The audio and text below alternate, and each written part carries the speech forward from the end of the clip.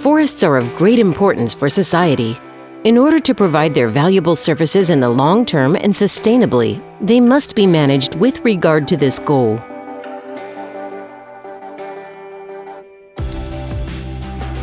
In steep terrain, but also increasingly in flat areas with sensitive soils, cable yarders are often used for timber extraction. Cable yarding operations are demanding. Even the design of a single cable road is complex.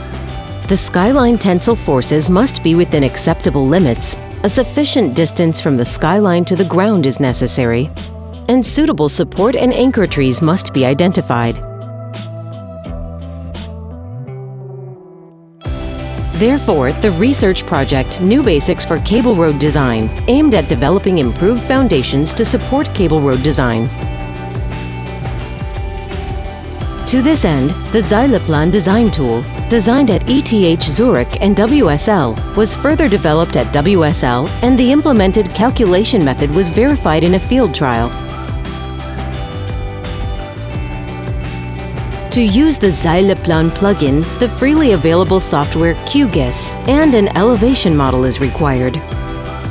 The elevation model can be downloaded with the plugin Swiss Geo Downloader. The course of the planned cable road is drawn on the map and the technical data is entered.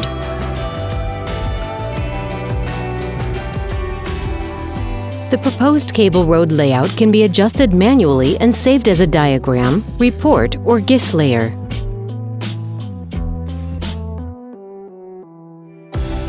Leo Bont compared two methods for calculating a cable road as part of the research project. The Pestal method, which is widely used in forest practice, and the rather unknown Zweifel method. The Pestal method assumes that the skyline is weight tensioned, similar to the passenger cableway. When a carriage moves along the span, the horizontal component of the cable tensile force remains constant.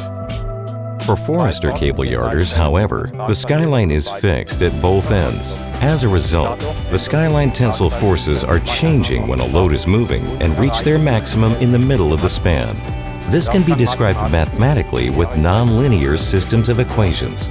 This is also referred to as the catenary. For the comparison of the methods, field measurements were carried out on 4 different cable roads with different load configurations. For each load, a height measurement device was used to determine the distance between the skyline and the ground in the middle of the span.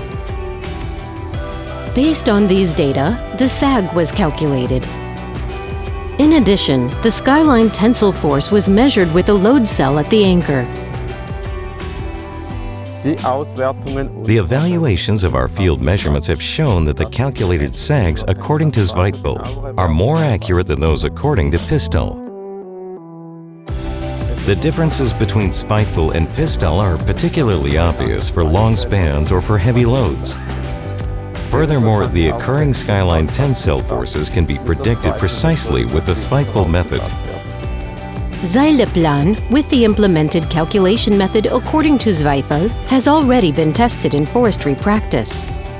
One of these users is Niels Schoenenberger, who has already set up several cable roads with Seilaplan and thereby gained first experience.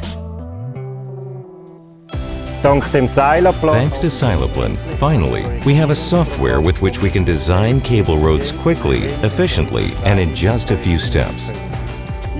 This considerably facilitates our work in the development of detailed forest access concepts and for the realization of cable yarding operations. With the generated report, our employees can efficiently install the cable roads in the terrain. The calculated data match when operating the cable yarder, and there are no deviations or changes during setup and yarding operation.